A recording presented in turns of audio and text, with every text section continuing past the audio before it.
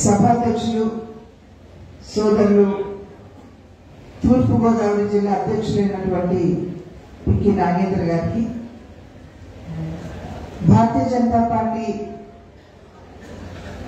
కేంద్ర కార్యవర్గ సభ్యులైనటువంటి సోదరులు సోమిరాజ్ గారికి, జనసేన నాయకులైనటువంటి శ్రీనివాస్ గారికి, వేదిక ముందున్నటువంటి పెద్దలకి సోదర సోదరి మండలందరికీ ప్రతి ఒక్కరికి పేరు పేరున నమస్కారాలు తెలియజేసుకుంటూ ఈ కార్యక్రమానికి వచ్చినటువంటి విద్యార్థులందరికీ కూడా నా శుభాశీస్సులు అందిస్తున్నాను.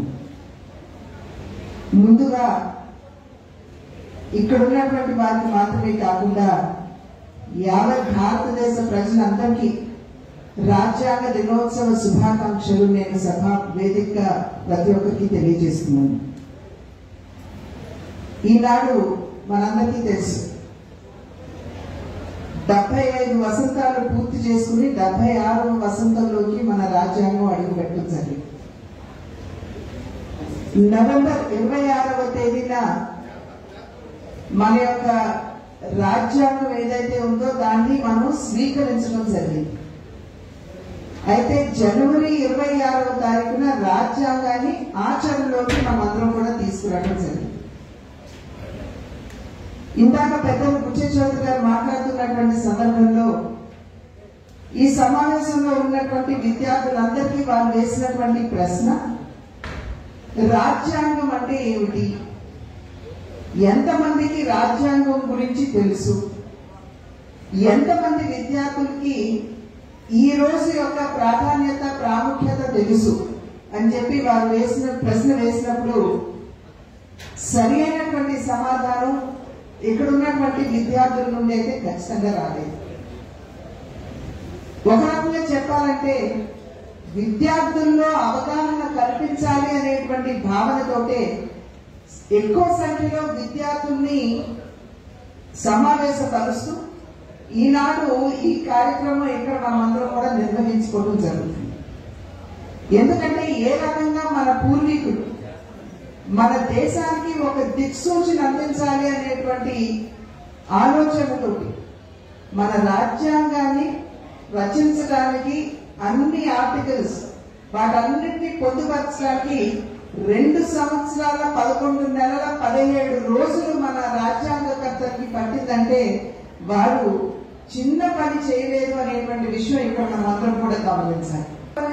వైవిధ్యం మాత్రమే కాదు, సంస్కృతుల మధ్య ఉన్నటువంటి వైవిధ్యం మాత్రమే కాదు, కానీ స్థాయిలో కూడా వైవిధ్యం ఉన్నది అనేటువంటి విషయాన్ని గుర్తించి సమాజంలో ఉన్నటువంటి అందరికీ కూడా న్యాయం చెయ్యాలి అనేటువంటి భావనతోటి, అందులోనూ ఆ రోజుల్లో భారతదేశాన్ని వెనుకబడినటువంటి దేశంగా పరిగణిస్తున్నటువంటి సందర్భంలో సంక్షేమానికి దూరంగా ఉన్నటువంటి వారికి, చీకటి జీవితాలు గడుపుతున్నటువంటి వారికి న్యాయం చెయ్యాలి అనేటువంటి భావంతోటి ఆనాటి మన రాజ్యాంగకర్తలు 2 సంవత్సరాల 11 నెలల కాలం వారి రాజ్యాంగాన్ని సృష్టించడానికి తీసుకున్నటువంటి విషయం మనం గమనించాలి.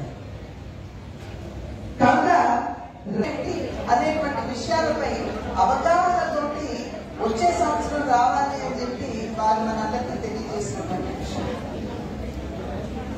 ఇవాళ మనం చూసినట్లయితే పాశ్చాత్య దేశాలు ఏవైతే ఉన్నాయో సమాన హక్కులు అని చెప్పి ఏవైతే మనం ప్రతిసారి కూడా మాట్లాడుతూ ఉంటాం, ప్రత్యేకించి మహిళలకి ఓటింగ్ రైట్ అనేది మహిళలకి పాశ్చాత్య దేశాలు చాలా అభివృద్ధి చెందాము అని చెప్పినా కూడా వారు మహిళలకి వారి దేశాల్లో ఓటింగ్ రైట్ ఇవ్వలేదు.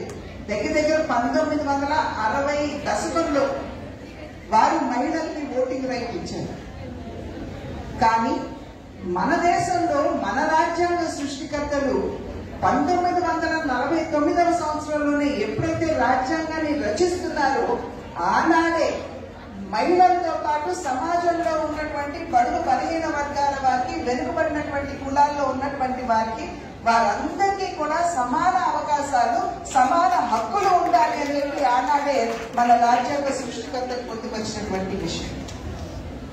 కనుక అంతటి గొప్ప దిక్సూచిగా ఉన్నటువంటి మన రాజ్యం తరువాత ఒక దుష్ప్రచారం దేశవ్యాప్తంగా కూడా కాంగ్రెస్ నాయకత్వంలో ఉన్నటువంటి కూటమి, ఇండి కూటమి అని ఏదైతే అంటామో వారందరూ కూడా దేశవ్యాప్తంగా ఇవాళ ఒక దుష్ప్రచారం చేస్తున్నారు.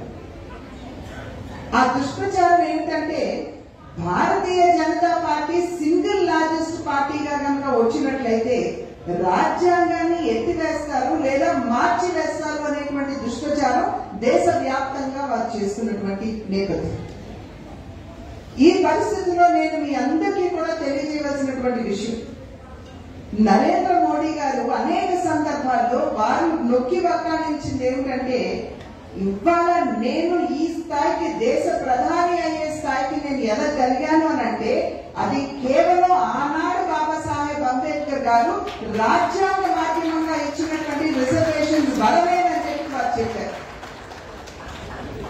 అలా చెప్పినటువంటి ప్రధాని ప్రతిసారి ఎక్కడికి వెళ్ళినా కూడా రాజ్యాంగానికి తన నుదుటిని ఆనించి తన గౌరవాన్ని చాటుకునేటువంటి ప్రధాని అసలు రాజ్యాంగాన్ని ఎత్తివేసే పని చేస్తాడా అని చెప్పి వారందరికీ నేను వేస్తున్నటువంటి ప్రశ్న.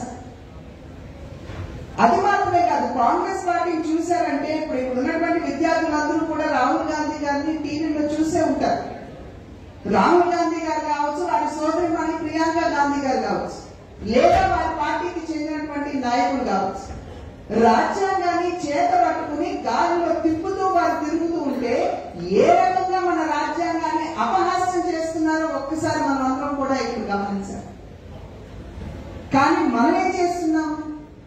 నరేంద్ర మోడీ గారు వారి నుదుటిని రాజ్యాంగానికి ఆంచి వారి గౌరవాన్ని తెలుపుతుంటే మనం పూజ్య భావంతో రాజ్యాంగ పీఠికను మనం పెట్టుకుని మన పుష్పాంజలి కట్టించుకుంటూ ఉంటే వారు రాజ్యాంగాన్ని ఒక చిన్న కాపీని వారి గాల్లో తిప్పుతూ అపహాస్యం చేస్తుంటే ఇది నిజంగా సమర్థనీయం అని చెప్పి మిమ్మల్ని మీ అందరికీ కూడా నేను వేస్తున్నటువంటి ప్రశ్న. కనుక గౌరవించేది ఎవరు రాజ్యాంగాన్ని, గౌరవించని వారు ఎవరు అనేటువంటి విషయాన్ని ఇక్కడ ఒక్కసారి మనమందరం కూడా బేరీస్ వేసుకోవాల్సినటువంటి అంశం. పదే పదే ఇండి కూటమి ఏమని చెప్తుంది? Bharatiya Janata party single largest పార్టీగా వచ్చినట్లయితే వారు రాజ్యాంగాన్ని మార్చి వేస్తారు అని. ఇవాళ సభాముఖంగా ఇక్కడ ఉన్నటువంటి విద్యార్థులందరికీ నేను తెలియజేస్తున్నటువంటి విషయం, రాజ్యాంగం 75 సంవత్సరాలు పూర్తి చేసుకుని 76వ సంవత్సరంలోకి అడుగుపెట్టింది. కాంగ్రెస్ పార్టీ 55 సంవత్సరాలు వారు అధికారంలో ఉన్నారు. భారతీయ జనతా పార్టీ 16 సంవత్సరాలు, అంతకుముందు వాజ్పేయి గారు, ఇప్పుడు 10 సంవత్సరాలు నరేంద్ర మోడీ గారు, 16 సంవత్సరాలు భారతీయ జనతా పార్టీ కూటమి అధికారంలో ఉంది. కాంగ్రెస్ పార్టీ అధికారంలో ఉన్న 55 సంవత్సరాల కాలంలో 75 సవరణలు రాజ్యాంగానికి చేసినంత వాళ్ళకే దక్కుతుంది. నేను ఇందాక అన్నట్లుగా భారతీయ జనతా పార్టీ